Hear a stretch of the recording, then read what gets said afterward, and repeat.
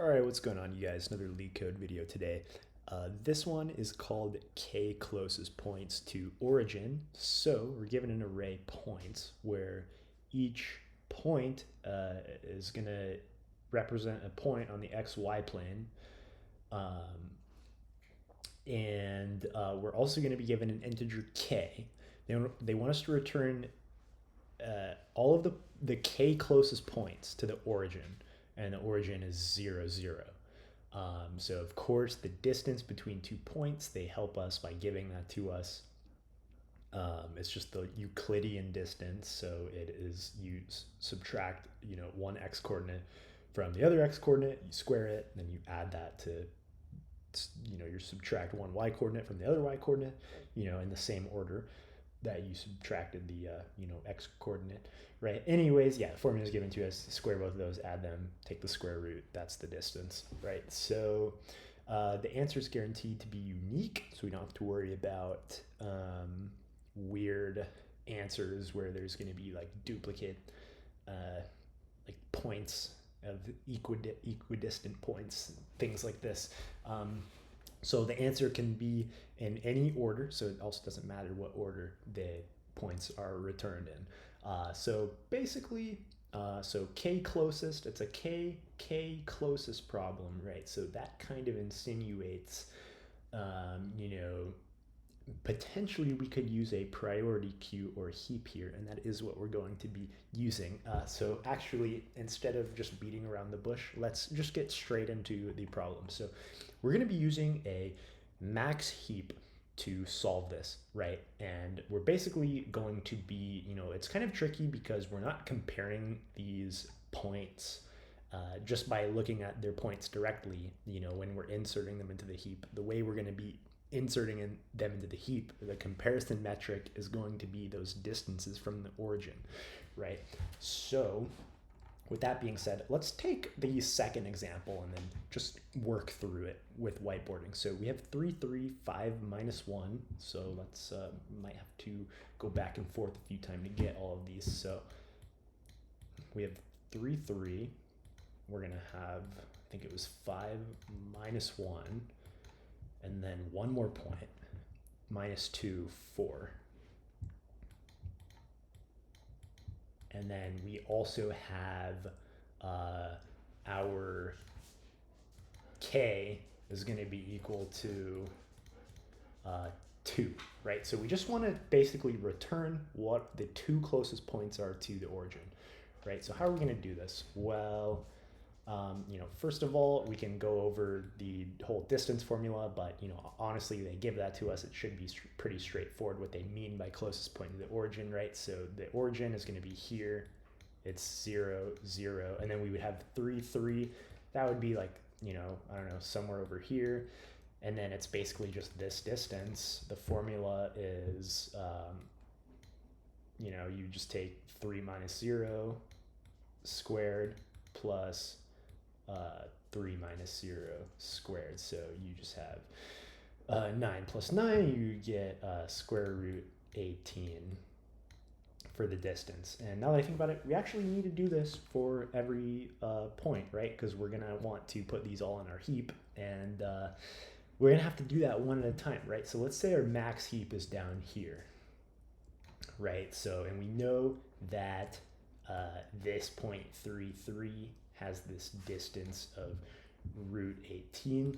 So we're going to go ahead and put that in our max heap. Now we're going to be limiting this max heap to have a size of 2, right? Our max heap is never going to go above k equals 2, right? Because we only want the closest points, and we have constant access to the top element in a max heap. So basically when that size k gets exceeded, so whenever k is greater than 2, we can just pop the greatest point, and we'll always be basically maintaining the smallest values we've seen so far. So we have root 18 at first. I'll circle that just to indicate we have constant access to that. It's the biggest value. So now we've got to do 5 minus 1. So 5 minus 1 is going to be somewhere down here, probably closer to the x-axis a little bit, or x-axis, y-axis, I don't even know. It's been a while. Okay, but 5, 1. So that's going to have, let's see, it's going to be 5 squared plus 1 squared, right? That's just going to be 26 root 26, right? And then I guess if you want to be fancy, plus minus, but it's a distance, right? Actually, so it doesn't matter. But so yeah, so now we're going to take this root 26, we're going to put it in the in our heap. That's going to be our new biggest element, so it's going to get kind of resorted. So we'll have root 18 down there. This is a log k operation because now we have these k equals 2 elements in our heap. Root 26, that's our new biggest. Okay, so now let's try to add this one. So let me just indicate what's going on with those. So that's that point belongs to 26. Okay, now we have one more point to do. It's going to be, let's see, do the math a little bit here by hand. So 2 to the 2 plus 4 to the 2 is going to be 4 plus 16, so root 20, and that's going to go into our max heap. And once we put that in our max heap's going to get rearranged a little bit. So this top value, also the size got greater than 2, so we're going to pop the biggest value. So this one will go away, and our new top of our heap value will be 20. Okay, so now basically once we're done with this, their solution now, because remember, they want the k closest points. So those k closest points are going to basically be what is remaining in our max heap, right? There will be exactly k points in this heap. And we basically just, we're going to move those to another vector and then return it, and we're going to be done with the problem. So those two closest points are going to be, let's see, root 20. So we would return minus 2 and 4, and root 18. So we'd return 3 and 3. So just these, those 2 points, or no, those 2 points, right? Not the green one. So that would be our solution. So in terms of the time and space complexity analysis of this problem, it's just going to be big O of n log k, because every time we're pushing a value to a heap or removing it from a heap, it's going to be log k time. We have to do that on n values that were basically on n points, right? So n for the total number of points they give us, log k, because our heap is never going to exceed size k, just the way we're maintaining it. And then the space complexity is just going to be big O of k, because we have k values in our heap. That's the goal that we're trying to maintain. Technically, when you just insert a value, you'll have like k plus 1 values in there for just a second, but asymptotically, speaking, we can just say that's going to be bounded just about by k, right? So let's go ahead and get into the code. So there's a little bit of something we need to do, right? So, and actually first I'll just start coding to show why. So we're going to begin with our priority queue, right? So we have a priority queue, and it's going to take, the values are going to be, they're actually going to be, so we're going to have a vector of integers, right? Because that's how the points are stored, right? They're stored as just a vector of integers where you have 2 integers for the x and the y. So it's going to be a vector of integers for each element in the max heap, right? And then under the hood, we can totally just implement that as a vector of integers, right? So we're going to use a vector, and it's of course going to take that same, each element is still going to be a vector of integers there. And so the thing here that we need, that I was going to show, is we have to have a custom comparator, right? Because we're not really comparing the values. It's like, okay, how is the heap sorted, right, by default? Well, by default, they'll sort it using whatever this value is here.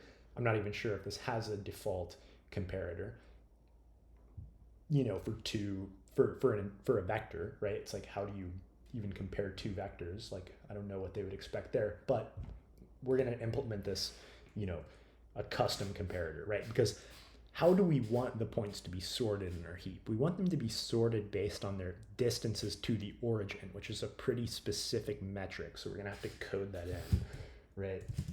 So we'll just call it a comparator, and that is an arbitrary name I came up with. We're going to implement that ourselves. So, and this is just going to be a max heap. So let's go ahead and code this comparator. So it's going to be private, and I'm gonna implement it as a struct. So one of the ways you can do this is by saying, okay, struct comparator, and then you know, obviously when you declare a struct, you've got to end it with a semicolon. But the way you overload it is it's called bool. You do this operator with an extra set of parentheses there, and then another more parentheses. That's where we'll put our parameters, and then we'll code the function in these brackets. So this is just going to basically overload the comparison that occurs when values are being inserted into the max heap, right? So, and how do we want those to be inserted? Well, it's a max heap, so our condition is going to go this way, right? You have less than when you want it to be max heap. You do greater than when you want it to be min heap, right? But we're going to be comparing two, there's going to be two vectors, right? So we have those are like the parameters. So we have a vector of integers for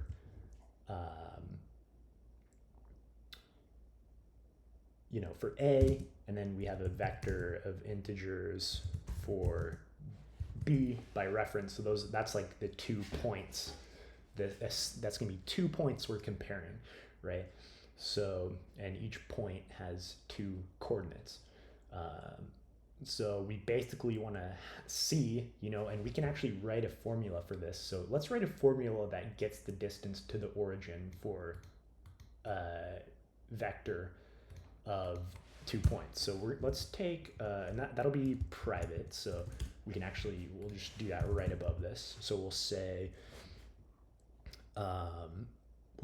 it'll return a double, and right, because we can have decimal numbers there when we're calculating a distance. So we'll say double get dist, and we'll just take a vector of integers by reference.